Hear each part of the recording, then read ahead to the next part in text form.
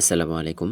এই session video থেকে আপনাদের দেখানো হবে কিভাবে আপনি মেইন ব্যালেন্স থেকে আপনার ক্রেডিট ব্যালেন্সে টাকা এক্সচেঞ্জ করবেন এবং এক্সচেঞ্জ করার শর্ত কি এবং রুলস কি এই সেশন ভিডিও থেকে আপনারা জানতে পারবেন। এজন্য সর্বপ্রথম আমরা আমাদের ওয়ালেটে ক্লিক করব। ওয়ালেটে ক্লিক করার পর এখানে অ্যাড ব্যালেন্স নামে একটা অপশন রয়েছে। আমরা এই অ্যাড ব্যালেন্স একটা ক্লিক করে দিব। পরে এখানে বর্তমানে দেখতে পাচ্ছেন আমার ক্রেডিট ব্যালেন্সে এখানে 0.56 টাকা রয়েছে।